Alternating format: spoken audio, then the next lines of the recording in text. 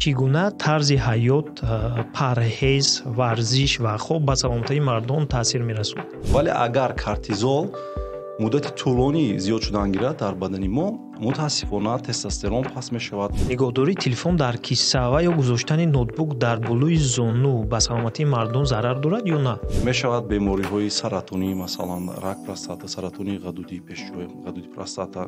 Барои пешгирӣ кардан ҳастанд онкомаркёру гуфти рӯзҳо, ҳамин чизро мешавад пешгирӣ карда ва сари вақт тавбат кунӣ ё ин ки ҷарроҳӣ кунӣ. оё аз рӯи нишондоди спермограмма мо метавонем ташхиси бенаслӣ гузорем? агар ки шумо синну солатон аз 30-35 сола боло мешавед, новобаста аз оне ки шумо ягон аломат доред ё ки не, мо тавсия медиҳем ки дар як сол як бор ақаллан аз ташхиси уролог ҳамчун гӯем профилактика барои пешгирӣ кардани бемориҳо гузаред.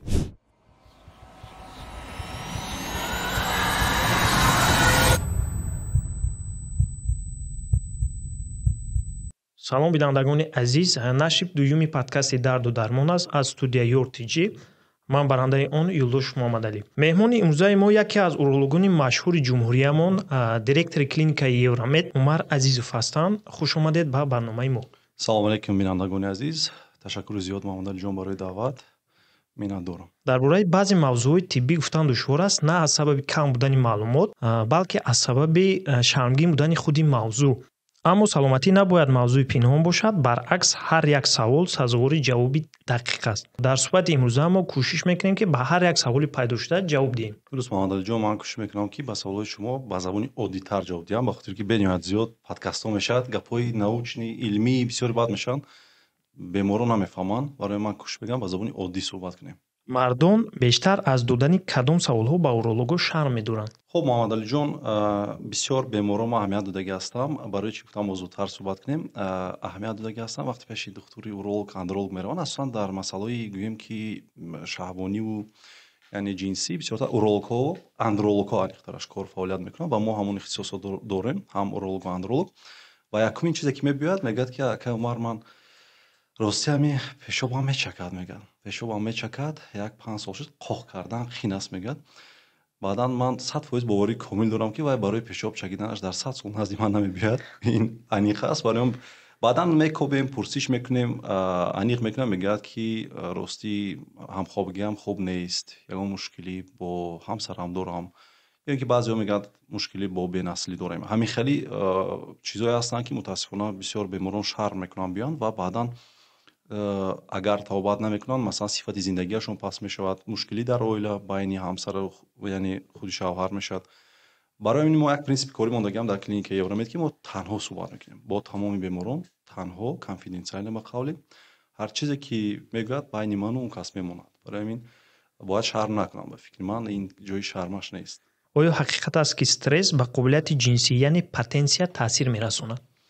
стресс бале бениҳоят таъсири вазнин мерасонад, ба хотире ки худатонро қазоват кунед. агар масалан шумо дар ягон ҷо кор фаъолият мекунед, мушкилӣ бо ҳамон роҳбарият доред, ҳар рӯз шуморо таҳти фишор масалан қарор мегиранд, ҳар рӯз ин корро кун, он корро кун гуфта, вақте таҳти стресс қарор мегирад шахс, як гормоне аст бо номи кортизол, ҳамон зиёд ҳосил мешавад. дар аввал кортизол чизи хуб аст дар ҳақиқатгирӣ, ба хотире ки одамизодро дар ҳолатҳои гӯем нохуб, ягон хатар агар таҳдид кунад, кортизол баланд мешавад, ақли мо дигар хел кор мекунад ва мо баъзе тасмимҳоеро мегирем ки моро яъне наҷот диҳад. дар кӯдакӣ ман боварӣ комил дорам, ҳамаи шумо ин чизро шудагӣ ҳастед ки ягон ҷо масалан меравед, ягон кас шуморо сур мекунад ба қавле аз қафои шумо медавед, як ҷойҳоро мепаред, як ҷойро мегузаред ки пагоҳ ҳамонҷо рафта мебинед, мегӯед ман чӣ ҳамонҷоро паридам. инҷо кортизол ва адреналин роли муҳимро бозӣ мекунад. вале агар кортизол муддати тӯлонӣ зиёд шудан гирад дар бадани мо, мутаассифона тестостерон паст мешавад, пролактин баланд мешавад, умуман гормони ҳормонҳои мард балансаш вайрон мешавад ва ин ба қобилияти мард таъсири бениҳоят бад мерасонад. метавонад яъне ҳолати ҷинсии мард, дар назар дорам алоқаи ҷинсияш паст шавад, шаҳвонияташ паст шавад. мо дар забони тиббӣ пастшавии либидо мегӯем, снижени либидо. ва то вақте ки ҳамон стресс агар аз байн наравад, яъне ки ё роҳбарият иваз нашавад ё шумо корро иваз накунед, мушкили шумо бартараф намешавад. кадом усулҳои муосири ташхиси бенаслии мардона дар Тоҷикистон айни замон истифода бурда мешавад? хуб, Муҳаммадалиҷон, ман наметавонам гӯям ки якун мо дар ба қавле дар космос қарор дорем, вале мо дар таги замин ҳам нестем, мо дар мобайн ҳастем. дар соҳаи урологӣ ва андрологӣ дар Тоҷикистон масъалаи табобати бенаслӣ ҳоло пеш рафта истодааст. Дар клиникаи Евромед мо аз бисёр чизои навгониҳо истифода мекунем. Яке аз навгониҳое ки мо аллакай шурӯъ кардем, ин ҷарроҳии амалиёти микротезе ном дорад. Яъне вақте бемор мебиёд, мегӯяд ки чанд сол шуд бенаслӣ дорам ва мо мебинем мояҳо хуб ҳастанд, вале натиҷа нест, азоспермия аст, яъне фоизнокии спермограмма ягон дона нест. Дар ин ҳолат мо ҷарроҳии микротезе мегузаронем. Чӣ кор мекунем? Мо ҷарроҳӣ мекунем аз худи моя, яъне агар ки имконият даст ёфт, меёбем ҳамон сперматозоидҳоро, ях мекунонем ва баъдан эко мекунам. Ва албатта спермограмма дар Тоҷикистон дар ҳама ҷо қариб испорда мешавад. ДНК фрагментатсия ҳаст, мар тест ҳаст, ҳар чизе ки эко ҳаст, экоцентр икси, ҳама ин чизо ҳаст дар Тоҷикистон. Албатта мо экоцентр нестем, вале мо то ҳадди имкон ҳар чизе ки ғайр аз эко бошад дар клиникаи Евромед барои омодагӣ ҳастем. Чӣ ҳормонҳо бошад, чӣ табобатҳо ва чӣ ҷарроҳиҳо бошад. оё мардон метавонанд бе нишонаҳои беморӣ ба уролог муроҷиат кунанд? хуб, Муҳаммадалиҷон, шумо чанд сол ҳастед? 25. 25 сола бошед. Барои шумо шарт нест, агар шумо ягон аломат надошта бошед. Агар ки шумо синни солатон аз 30-35 сола боло мешид, новобаста аз оне ки шумо ягон аломат доред ё ки не, мо тавсия медиҳем ки дар як сол як бор ақаллан аз ташхиси уролог ҳамчун гӯем профилактика барои пешгирӣ кардани бемориҳо гузаред. Вале агар шумо ҷавон бошед, ягон мушкилӣ надошта бошед, ниёз ба уролог рафтан нест. Дар ин ҷо ман мехоҳам қайд кунам ки бениҳоят зарур аст барои шахсоне ки аз 45 сола боло ҳастанд назди уролог рафтан дар як сол 2 маротиба. Мешавад бемориҳои саратонӣ, масалан рак простата, саратони ғадуди пешҷой, ғадуди простата барои пешгирӣ кардан ҳастанд. онкомаркёро гуфти рӯзҳо, ҳамин чизоро мешавад пешгирӣ карда ва сари вақт тавобат кунӣ ё ин ки ҷарроҳӣ кунӣ. Ва агар ки синни сол аз 70 боло бошад ва аломатҳо, ягон аломатҳои мушкилӣ бо пешобкунӣ ин чизо бошад, аз 60 боло бошад ҳатто, тавсия медиҳем ки зуд назди уролог раванд ва мушкили худро бартараф кунанд. Ба хотире ки баъзе оризаҳое ҳастанд ки агар бемор ба бемории аденома гирифтор шавад, аденомаро шумо медонед, вақте ки бофта пайдо мешавад дар худи ғадуди простата, метавонад ин ба таври механикӣ роҳи пешобро зер мекунад ва бемор пешоб карда натавонад. Дар ин ҳолат агар пешоб маҳкам шавад, яъне пешоб карда натавонад, танҳо якчанд соат вақт аст ки яъне он пешобро бояд барорӣ. Агар набарорӣ, метавонад зарарҳои калон расонад ба гурда, ҳатто бемор метавонад ки фафтад. Барои ҳамин мо тавсия медиҳем ки то 30 сола агар ягон мушкилӣ набошад, шарт нест рафтан. Агар ки аз 30 сола боло бошед, то 45 сола дар як сол як маротиба қалам рафтан дар кор аст. Аз 40-45 сола боло дар як сол 2 маротиба тавсия медиҳам ба уролог равед. чӣ гуна тарзи ҳаёт, парҳез, варзиш ва хоб ба саломатии мардон таъсир мерасонад? бале, бисёр беморон вақте назди мо меоянд, мегӯянд ки масалан ҳастанд ҳолатҳое ки мо варзиш намекунем. Мегӯяд, ман мебиёяд бемор, мегӯяд ки акай Умар, ман ҳамин мушкилиҳо дорам, бо алоқаи ҷинсӣ наметавонам, ё ин ки заиф аст, ё ин ки ягон мушкили дигар. Баъдан мо тавобат мекунем, мегӯем ки бародари азиз, шумо 150 кило вазн доред, мебахшед, камтар байтар шуд, 150-120 кило вазн доред ва гормонҳоятон хуб нест, тестостеронатон дар сатҳи паст қарор дорад, қандатон баланд аст, фишоратон баланд аст. Ҳамин мушкилиҳоро шумо бояд бартараф кунед. Мо шуморо дар як, гӯем ба қавле дар як релси поезд мегузорем, шуморо тавобат мекунем, шумо хуб мешед. лекин тавобат барои шумо муваққатӣ мешавад. Агар шумо ҳамин мушкилиҳоро бартараф накунед, ҳамон аҳволе ки доштед аз он бадтар мешавад. баъд беморро баъзеҳо шикоят мекунад ки ман як хуб шудам, бо ҳамин хел шуд. Мебиёяд 120 кило буд, 130 кило шудааст. Тестостеронаш намедонам 7 буд ё ин ки 10 буд, мебиёяд 3 аз 6 аст. Яъне гипоганадизм аллакай дорад. Дар ин ҳолатҳо яъне қарсак бояд аз ду тараф шавад. ҳатман бояд бо духтури худ кор кард, уролог, андролог. Ҳама духтурон ман боварӣ комил дорам ки тарафдори он ҳастанд ки беморашон сиҳат шавад ва дигар назди он кас набиёд.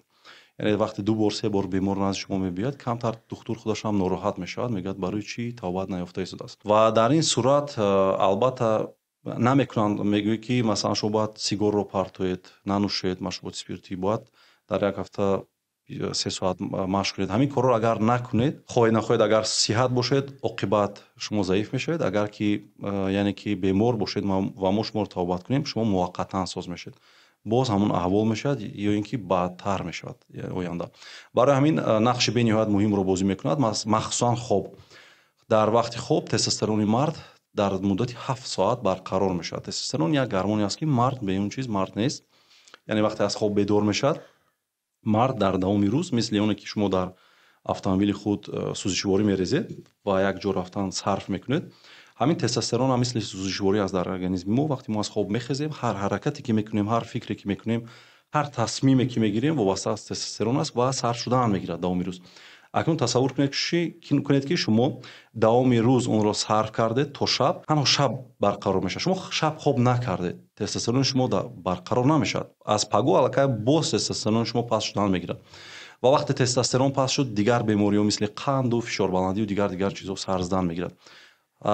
машқ накардан одамро фарбеҳ мекунад. Инам дар оқибат ба бемории қанду фишорбаландию, пастшавии тестостерон, баландшавии пролактин, зиёдшавии гормони занона эстроген ки дар мард ҳам аст, миқдори кам ва боз зиёдтар мешавад ва хоҳед нахоҳед мардонагии шахс бениҳоят заиф мешавад. дар зиндагӣ ҳатто агар гирем, ин шахсҳо мутаассифона муваффақ нестанд. Инҳо як тасмимҳое мегиранд ки ҳатто ҳамин хел таҳқиқотҳо аст ки корҳои онҳо ҳатто барор намегирад.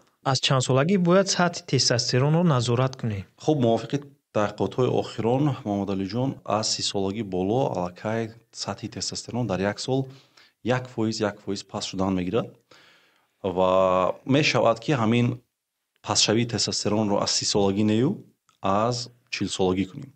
барои ин чиз ҳатман аз 30 солагӣ боло мо тавсия медиҳем ки тестостеронро дар як сол як бор санҷидан дар кор аст. бисёр ҳатто шояд моро духтурон тамошо кунанд, фикр мекунанд ки танҳо як тестостерон спорем аз замин муайян мекунанд. Не, дӯстони азиз, дар ин ҷо ғайр аз тестостерон бояд шумо глобулин связующий половой гормон аст, ГСПГ, уна бояд според ва альбумин бояд според ва тестостерони бояд озодро мо ҳисоб кунем. яъне он тестостероне ки шумо меспоред тестостерони умумӣ аст. лабораторияи ҷумҳурии мо мутаассифона озодро намебинанд. Танҳо духтур бояд онро ҳисоб кунад, як формулаи махсус аст ва дар як сол як маротиба аз 30 солагӣ боло споридан дар кор аст. агар шумо масалан ба варзиш машғул шаведу сари вақт хоб кунед, асабҳои ором бошад ва ғизоятон хуб бошад, яъне ҳаргуна бошанд, тестостерони шумо дар 35 солагӣ 40 солагӣ паст намешаваду шояд дар 50 солагӣ паст шавад, дар 50 солагӣ боло паст шавад. дар як сол як маротиба бениҳоят хуб мешавад агар ки аз 30 сола боло според. нигоҳдории телефон дар киса ва ё гузоштани ноутбук дар болои зону ба саломатии мардон зарар дорад ё на? хуб, оиди телефон ман як навор кардагӣ будам. рости ҳамин мавзӯе ки оиди радиатсияу оиди мавҷҳои гӯем электромагнитӣ мешавад, мисли электромобилҳо ҳоло бениҳоят зиёд шуда истодааст. ҳар вақте ки мо навор мекунем ки масалан исбот шудагӣ нест ҳамин зарари телефон масалан ба узви мардона ё ки ба бенаслӣ ё ки электромобил, баъдан менависанд ки доктор Умар чанд сум гирифтед аз ҳамун ширкати электромобил. мутаассифона электромобил қимат аст, мо худамон баъдан мегӯем ки ин пул гирифтагӣ аст. Не, дӯстони азиз, соҳаи тиб то ҳанӯз исбот кардагӣ нест ки телефони мобилӣ метавонад ба қобилияти мард зарар расонад ё ин ки дар назар дорам ки ба бенаслӣ оварда расонад. лекин ноутбукҳое ки ҳастанд, агар шумо онро болои зону гузореду кор кунед, метавонад ки мояи мардро гарм кунад аз ҳисоби зарари вайфай нею, аз ҳисоби гармӣ. худи моя гарм мешавад. шахсоне ки аз бенаслӣ азият мекашанд ва ният доранд кӯдакдор шаванд, спермограммаи онҳо паст мешавад, сифаташ паст мешавад ва сперматозоидҳо мутаассифона мемуранд. барои ҳамин тавсия намедиҳам болои зону кор кунанд, метавонанд дар ягон миз гузорону баъдан кор кунанд. телефон, худи телефони мобилӣ то ҳанӯз исбот шудагӣ нест зарараш айнан ба худи мардонагӣ ё ин ки ҳатто ҳамин электромобилҳо, вале худи ноутбукҳо ҳамин гуна метавонанд зарар дошта бошанд аз ҳисоби гармӣ. кадом технология ва усулҳои нави муолиҷа дар урология дар солҳои охир пайдо шудааст? хуб, Муҳаммадалиҷон, мо тахминан 3 ҳафта пеш дар аврупо қарор доштем. ҳар сол як маротиба дар як шаҳри аврупо як конгресс мегузарад, конгресси урологҳои аврупо, ассотсиатсияи урологҳои аврупо. мо ҳамроҳ бо роҳбари шуъбаи урологии Маҳмадшароф Ёқубҷон сафар карда будем ба шаҳри Мадриди, Испания. сафар бо ҳамин мақсад аст, бо мақсаде ки дар он ҷо мо бинем ки чӣ навгониҳо шуда истодааст. баъзе навгониҳо аст ки ҳар вақте ки мо меравем барои мо албатта ин навгонӣ аст, лекин барои онҳо ин чиз навгонӣ нест. Масалан истифодаи роботҳо, давинчи ё ин ки дигар роботҳо дар он ҷо навгонӣ нест, вале мо то ҳанӯз надорем ин чизро. ҳарчанд ҷумҳурии ҳамсояи мо Ӯзбекистон аллакай 3 робот дорад, мутаассифона мо аз ин чиз каме гӯем ки қафо рафта истодем. Боз чӣ навгониҳо ҳаст? Боз лазерҳои навтарин баромадагӣ ҳастанд барои ҷарроҳӣ кардани аденомаи ғадуди простата, ки метавонед мо ин лазерҳоро аллакай овардем ва дар клиникаи Евромед истифода мекунем. Бартариятҳояш бениҳоят хуб аст, яъне ҳаҷман калон, аденомаи калонро мо ҳатто метавонем ҷарроҳӣ кунему, баъдан бемор такроран ба ин беморӣ гирифтор нашавад. дигар технологияҳо албатта технологияҳо ҳастанд дар соҳаи репродуктология, яъне ки бордоркунӣ, дар соҳаи эко барои муайян кардани ҷинс писар ё ин ки духтар. Ин чизҳо ҳаст, ҳарчанд дар ҷумҳурии мо ин чиз набошадам, дар мо ғайриқонунӣ аст, вале дар баъзе давлатҳо ин чиз ҳаст аллакай. Яъне баъзе технологияи нав барои солим будани ҳамон ҷанин пеш аз гузоштан ба бадни модар барои эко. Ин технология ҳастанд ки айни замон бениҳоят зиёд дар дигар давлатҳо тараққӣ карда истодааст. Баъзе онҳоро мо аллакай дар клиникаи худамон истифода мекунем то қадри имкон, вале ман боварӣ дорам боз дигар клиникаҳо ин чизҳоро яъне оянда истифода хоҳанд бурд. фарқи андролог аз уролог дар чист ва аввал бояд ба кӣ муроҷиат кард? Бисёриҳо намефаҳманд ки уролог дигар кас аст ва андролог дигар кас аст, вале дар бисёр ҳолатҳо уролог, андролог як ихтисос аст, вале ино дигар корро мекунанд. Уролог ва андролог дигар корро мекунанд. Уролог мисли сантехник аст, гӯем ба қавле ҳамон бо системаи шоша, яъне кору бор мегирад бо табобати мушкилиҳо бо гурда, роҳи пешобгузар, пешобдон ва ғайраҳо, чӣ санг бошад ва ё ки чӣ дигар бемориҳо. Ва андрологро ман ҳамавақт дар ҳамин хел мавзӯъ аз ман суол мекунанд ки андролог чӣ кор мекунад. Муҳаммадалиҷон, шумо худатонам духтур ҳастед, духтури занонаро кӣ мегӯянд? Гинеколог. Гинеколог, бале. Духтури мардонаро андролог мегӯянд. яъне бемориҳои бенаслӣ, безурриётӣ дар назар дорам, заифии мардона ё ин ки зуди инзолӣ, хронический простатит музмин, синдроми дарди музмини дарди коси хурд, ҳамин чизҳоро андролог табобат мекунад асосан. Яъне дар бисёр вақт ҳамин ихтисос дар як шахс аст. мо дар бораи истифодаи гармонҳо барои баланд баршудани шаҳват чӣ фикр доред? Бисёр ҳамин суолро медиҳанд, Муҳаммадалиҷон. Ман ростӣ як кейс қатӣ мехоҳам ин масъаларо фаҳмонам. Як бемор омада буд ба назди ман, гуфт ки акай Умар, ҳамин ман умуман дар зиндагӣ аллакай 10 сол мешавад оиладор ҳастам, як 2 соли охир мешавад мардонагиам заиф шуда истода буд ва баъдан ҳамин ним сол мешавад ки умуман дигар мардонагиам кор намекунад. Ҳарчанд ёш буд, 32-33 сола буд ё 34 сола буд, аз вилояти Суд. Баъдан гуфтам чӣ кор карда буд, ягон табобат гирифта будӣ? Гуфт не, ман як тренер буд дар ҳамон як варзишгоҳе, ҳамон ба назди ҳамон кас рафтам, ба ман ҳормонҳоро гӯем навистанд, тестостерону ҳамин чизҳо истифода бурдам, баръакс нохуб шуд.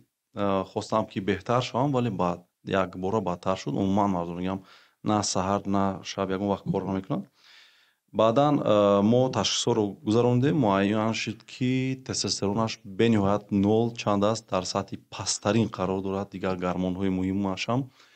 баъдан фаҳмондем ки табобат кардани ин мушкилиҳо, яъне ки истифода бурдани тестостерон ва ҳамин гормонҳое ки мисли тестостерон ҳастанд бе тавсияи уролог, андролог ва эндокринолог мумкин нест. ино агар шумо хоҳед нахоҳед оқибати нохуб дорад. Ҳатто ҳастанд шахсоне ки назди ман омадагӣ ҳастанд, дар Русия ҳатто табобат гирифтагӣ ҳастанд. Масалан назди уролог рафтагӣ аст, уролог, андролог ва духтур гуфтагӣ аст ки шумо бояд ки ҳамин доруҳоро гиред барои бенаслӣ, табобати бенаслӣ. Ягон нафар гуфтагӣ аст ки тестостерон кун, тестостерон мекунад, баръакс ҳамон спермограммаш агар паст бошад 0 мешавад. дорем ҳамин хел бемориҳо ки фоизашон аз рӯи истифода бурдани тестостерон 0 шудагӣ аст, мардонагиаш умуман кор намекунад. барои ҳамин ман умуман ҳамин чизро тавсия намедиҳам. Фақат дар як ҳолат тавсия медиҳам ки шумо вақте назди уролог, андролог дар назар дорам ва эндокринолог меравед ва тасдиқ мешавад ки шумо дар ҳақиқат гипоганадизм доред, ҳамон аломатҳояш ҳаст ва дар лаборатория ташхис, яъне исбот мешавад ки ҳамин чиз дар шумо ҳаст. баъд метавонед бо тавсияи духтури андролог ва эндокринолог аз ин чизҳо истифода кунед ва ҳамунам духтур барои шумо яъне ки миқдорашро дозировка ин чизҳоро духтур яъне барои шумо интихоб мекунад ва чанд муддат бояд шумо истифода кунед. баъзе ҳолатҳое ҳастанд ки мо то охири ҳаёт ҳатто менависем бе тавсияи духтур аз пеши худ ё ин ки кадом тренере ки набошад дар ҳар ҷое ки таҳсил накарда бошад тавсия намедиҳем ин чизҳоро. оё мумкин аст ки бо нишонаҳо простатитро аз дигар бемориҳо фарқ кунед? Простатит чӣ хеле гуфтам бисёр беморҳо назди ман меоянд бо мушкили асосан гӯем ки хонадорӣ ҳамин мушкилиҳо баъд мегӯяд ки акай Умар ман простатит дорам. Мегӯям аз куҷо фаҳмидед шумо простатит доред? Мегӯяд ки мана дар Москва ё ки фалон ҷо ултрасадо карда будам, гуфтам ки ту простатити вазнин дорӣ. Мегӯям ягон мушкилӣ дошт, ягон чӣ ғам медод, ягон ҷо дард мекард, пешоботон месӯхт, пешоб мемонд, ягон мушкилӣ буд? Мегӯяд не, фақат ҳамин мардонагиам заиф буд. Гуфтам ту простатит дорӣ. он ки простатити музмин худаш яъне ки бо аломат агар бошад, аломатҳояш масалан ҳамин дард ҳангоми ё нороҳатӣ ҳангоми пешоб кардан, сӯзок ё ин ки ҳисси пешоб мондан, фишори пешоб паст будан, нороҳатӣ дар болои қовуқ, дар назар дорам болои пешобдон ё ки узвҳои танасул, агар ин аломатҳо набошад, дӯстони азиз, мо диагнози простатит мондан наметавонем. танҳо метавонем агар ки дар лаборатория яъне ташхисҳо муайян шуд, метавонем простатити бе аломат бесимптомни простатит гузорем. Лекин агар ин аломатҳо набошад, мо наметавонем ҳамавақт шумо простатит доред, ҳарчанд мардонагии шумо заиф бошад. бисёре онҳо мушкилӣ бо системаи асаб доранд. ҳамагӣ 5%, 10% зиёди зиёд мардҳо аз простатити музмини ҳақиқӣ азият мекашанд, вале фикр мекунанд ки ҳама дар кӯча простатит дорад. ин гуна нест. аломатҳояш ҳамин ҳастанд, яъне чӣ хеле ки номбар кардам. дигар бемориҳое ки ҳастанд, мисол санг бошад дар худи пешобдон ё ин ки бемории онкологӣ бошад ё аденома бошад, албатта дигар аломатҳо медиҳанд ва аломатҳои простатитро номбар кардам. ҳангоми пайдошавии ин аломатҳо ҳар чӣ зудтар бояд ба назди уролог андролог муроҷиат кунед, ба хотире ки ин чиз метавонад ба ҳаёти ҷинсии мард зарар расонад, на аз рӯи простатит будан, аз ҳисоби дард. чӣ хеле ки сари одам дард мекунад, дандонаш дард мекунад, алоқаи ҷинсӣ карда наметавонад, ин ҳам хеле мешавад аз рӯи ҳамин фақат. барои ҳамин ҳама чиро простатит гуфта намешавад, ҳарчанд дар кадом ташхисе шуморо яъне простатит монанд, агар шумо аломатҳо надошта бошед, ташвиш нашавед. ҷолибтарин ҳолате ки дар амалияи шумо рӯй додааст ва метавонед нақл кунед кадом ҳодиса буд? ин гуна ҳолатҳо бениҳоят зиёд мешаванд Муҳаммадалиҷон. як ҳолате ки бисёртар шавқовар буд барои ман, вақте ман аввал омода будам ба ватан, вақте корро шурӯъ кардем, якум бор як бемор назди ман омад. мо ҳатто салом алейк накардем, ҳамин дар омада баробар гиряро сар кард, гиря нола. ман фикр кардам ягон беморӣ, шояд саратон дошта бошад, бо ин ихтисоси шумо аст, шумо ин чизҳоро шояд зиёдтар дида бошед. гиря нола дар осмон, шояд гуфтам ягон касаш гузаштааст ё ягон беморие дорад ки шояд табобат нашад. мегӯям чӣ мушкилӣ дорӣ? мегӯяд ки ман зудинзолӣ дорам, яъне ҳангоми алоқаи ҷинсӣ ҳамагӣ 5 сония давом мекунад. ҳамин гиряро шурӯъ кард. гуфтам чанд сол шуд? мегӯяд аллакай 12 сол мешавад ҳамин мушкилиро дорам, вале табобат дар куҷое гӯед агар рафтагӣ ҳастам, ягон натиҷа надод, ҳатто дар хориҷам. ҳамин ҳол ба ҳоле расидааст ҳамин айни замон ки ҳамсарам мегӯяд ки ман дигар зиндагӣ намекунам. 3 фарзанд ё 4 фарзанд гуфт дорем. баъдан ман як ҷо қайд кардам ки омада баробар гиря карда буд. дар он ҷо ман навистам, дар ҳамон лаптопи худам менависам ки бемор чӣ шикоятҳо дорад. қайд кардам барои худам. ин беморҳо асосан чӣ хелеанд? ино мутаассифона аз модарзодӣ ҳамин мушкилиро доранд. ҳамин хел таваллуд шуда ки ҳастанд, ҳиссиётнокишон баланд аст. бисёр ҷойҳо мераванд, оно простатит гуфта бечора табобат мекунад, ягон натиҷа наметиҳад. баъдан гуфтам бародари азиз, ман ба шумо якта дору менависам, ҳамин доруро истеъмол мекунед. пас аз 15 рӯз пас лекин биёед, ман бояд барои шумо фаҳмонам ки чӣ кор кардан дар кор аст, бо чӣ хел кунем ки мушкилитон бартарaf шавад. гуфт ки майлаш шака, ҳамин рафтагӣ 6 моҳ пас омад. 6 моҳ 8 моҳ пас омад. даромад ман нашинохтам. гуфт акай Умар, ман назди шумо омадагӣ будам тахминан як 8 моҳ пеш. баъдан гуфтам фамилиятон чи аст? навистам ки инҷо баромад. баъд нависта будам ки бемор дар омада баробар гиря карда буд, барои он ки фаромӯш нашавам. гуфт бале омада будам, ҳамин мушкилӣ доштам, синна давом мекард, ҳамин мушкилӣ буд, дар оилаам нофаҳмиё буд, қариб ҷудо мешудем ва назди шумо омадем, як дору навистед, ҳамин мушкилӣ бартараф шуд. лекин мегӯяд ки боз ҳамин хел шудам. баъдан гуфтам ки бародар, чӣ қадар дароз шуд ваятон, яъне хонадориятон? гуфт ки 18 дақиқа ҳамин хел шуд. баъд гуфт камакак кӯмак кард. гуфтам чанд дақиқа? гуфт 18 дақиқа. баъдан гуфтам шумо 5 сония буд, 18 сония чӣ хел 1 дақиқа мегӯед? хандидем, гуфт бале ман натонистам омада, ин мушкилиаш. Гуфтам ҳамсаратон нарафт? Гуфт не, нарафт. Пас баъд фаҳмонем чӣ кор кардан аст, доруҳоро навистему, машқҳоро. Баъд нарафтам. Ина ҳолатҳо бениҳоят зиёд меоянд назди мо. Мутаассифона дар клиникаи Евромед мо аҳамият додаги ҳастем дар ҷойҳои шахсӣ, яъне клиникаи шахсӣ дар охир меоянд. Вақте ки мушкилӣ аллакай 10 сол шудагӣ аст, 15 сол шудагӣ аст, баъдан меоянд. То ин ки мо ба онҳо кӯмак расонем, шукри худо дар 99% ҳолатҳо метавонем ки ба бемор кӯмаки худро расонем. оё пӯшидани либоси танг ва дарозмуддат пӯшидани он ба саломатии узвҳои ҷинсӣ таъсир мерасонад? Таъсир мерасонад.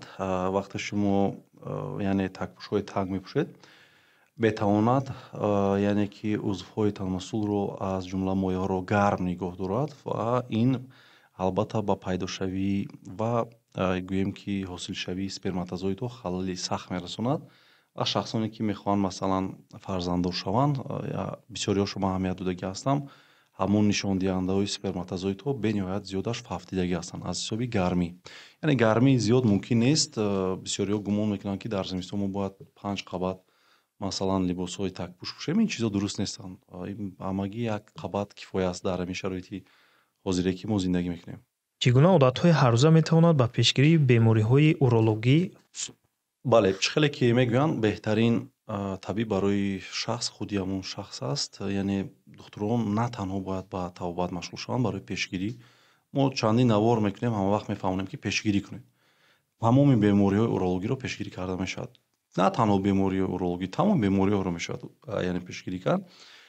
дар ин вақт барои ин чиз мо тавсия медиҳем ки бояд ҳатман урологи андрологиро дар назар гирем. Агар бемориҳо ҳатман бояд аз ҳама муҳим тарзи солим зиндагӣ кардан аст. Яъне бояд ҳатман шахс ба варзиш машғул шавад. Ин чиз гӯем аллакай садҳо сол шуд исбот шудагӣ аст ки به این چیز شخص زودتر با بیماری ها گرفتار میشه، نه تنها اورولوژی، دیگر بیماری ها.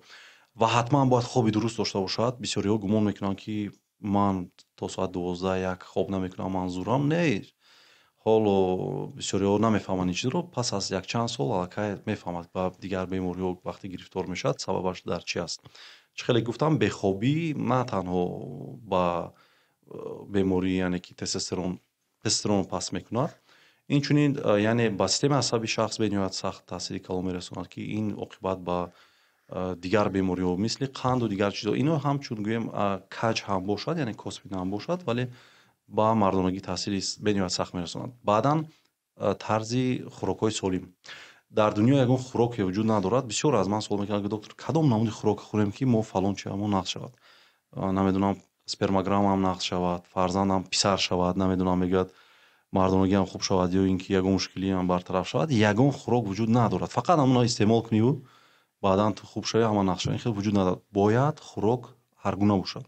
این سبزیجات و در نظر دارم میوه‌جات و دیگر خوراک‌ها و حتما باید سیستم عصبی خود رو شخص باید خودش کنترل کردن رو یاد گیرد. یعنی باید آرام طبیعت باشد. یعنی کوشش کند که به هر یعنی حالت استرسی خود رو یعنی خوب مقاومت نشون دهد و اهمیت ندهد بعضی چیزا رو. بعضی شخصان خودشون رو همین خیلی گویم با سیستم عصبیشون تاثیر رسونده، خودشون رو بیمار میکنن. چهارم چیز خیلی گفتم همین است. من برای سالم نگاه داشتن بدن خود نوابسته از اون که بیماری اورولوژی است یا عموما چی بیماری که نباشد، این با ورزش مشغول شدن است. اقلا در یک هفته 150 دقیقه باید مرد با ورزش مشغول شود. نه تنها مرد، زنها نیز در نظر دارم.